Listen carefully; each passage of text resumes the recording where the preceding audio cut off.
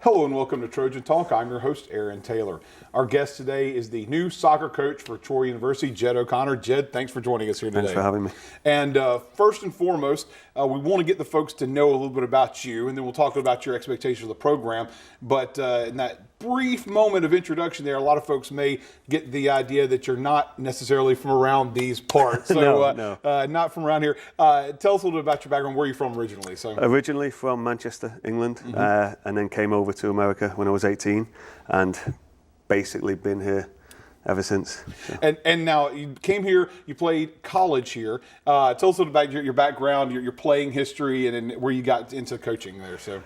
Well, when I was going to be a senior in college, I'm a goalkeeper, and the coach for the women's team wanted some help on the female side, so I worked with the goalkeepers, and over the course of the season started doing a little bit more, and by the end of the season I kind of had a really good feel that this is what I wanted to do. So ever since then, practically, it's just been in the coaching field.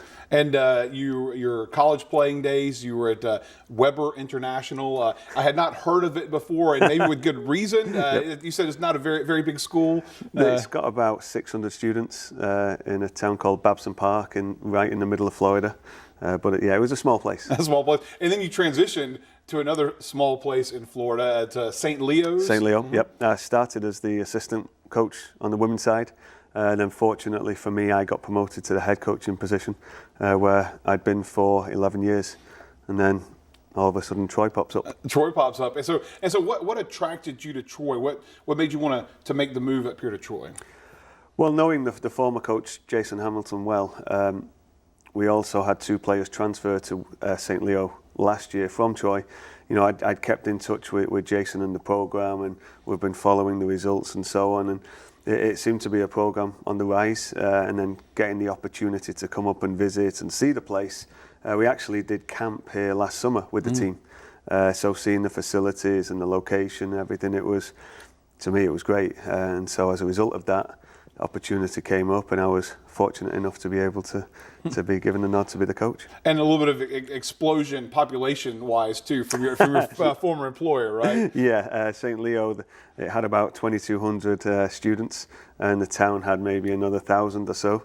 And then we come here, and people are telling me how small Troy is. I'm like, hey, it's okay. It's a metropolis. It's a lot bigger compared to where I've been the last couple of years. And the connection that you had with Jason, you said it helped you make the move up here. So that means, do you have an idea of what the program was like coming into this? Because you've only been on campus here for a couple of days while we're taping this interview. Sure. So do you have an idea when you got in here what you were coming into?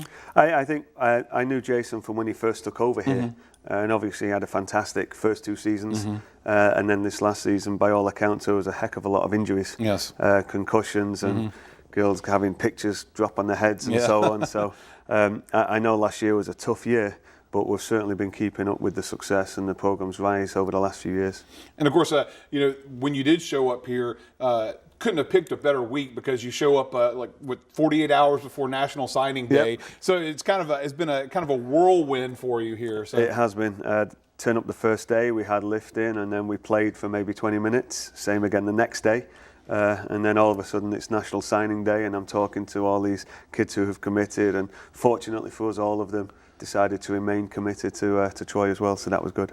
And of course, you've inherited both those commitments and a team, and right now, obviously, the challenge of making the transition for the team that you're not familiar with. Sure. What are some of the challenges as a coach that you've got to face and overcome over the next 6 months before you actually start hitting the field? So. I think the biggest thing is just getting to know the players and also the tendencies of the players and the way the team likes to play.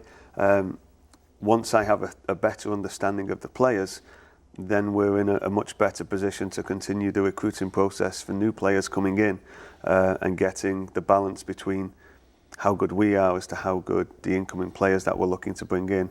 And I think that's going to be the biggest challenge that we've started the process of right now by watching film.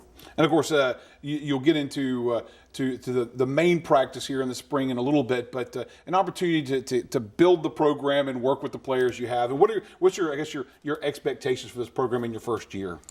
I think we'd certainly like to get back into the conference tournament and progress to the semi-finals. Obviously, we want to win the regular season and win the conference tournament, but they're big goals. And I think it's a case of improving every single day and making that process every single day to get better. So as we go to bed, better than when we woke up, and start again the next day. And I think if we do that, the results will then continue to take care of themselves. Sounds like a good philosophy, and looking forward to it play out on the field this season. Ged, thanks for joining us today, and welcome to Troy. Thank you. And thank you for joining us on today's edition of Trojan Talk.